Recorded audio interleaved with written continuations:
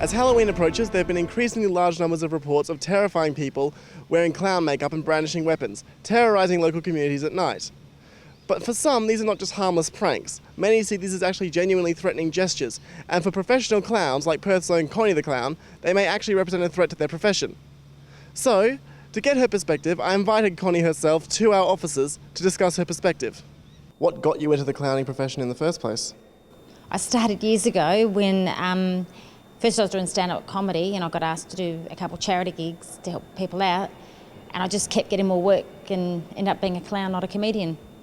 I dispute that a lot of people are afraid of clowns, but there is a percentage of people that are afraid of clowns.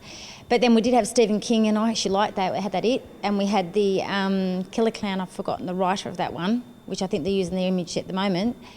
And now with these pranks, it's probably not going to help people with clown phobias. And I think a lot of the children that have got clown phobias, it's because of the circus clown that probably went too far and didn't know to leave the frightened child alone, sort of thing.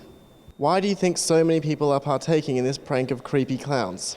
I think there's probably different groups of people doing them. So you might have the kids that just do it as a prank because they're just kids in a group.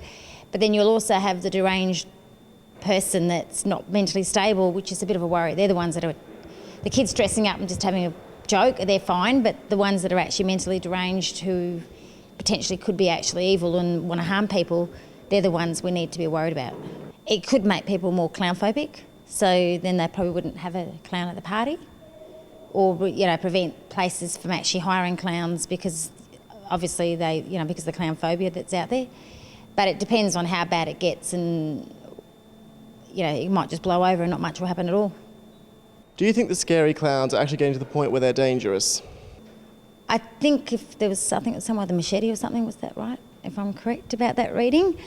If they're taking weapons out there, you've got to be questioning what sort of person would actually do that. And when they're doing pranks that could actually harm themselves or just go wrong.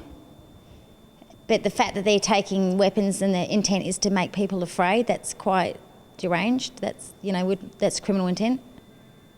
So those ones should definitely be charged.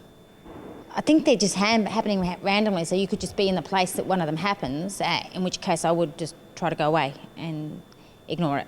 Because you're feeding these people obviously big egos, and they're trying to get, they're enjoying the media that they're getting out of this.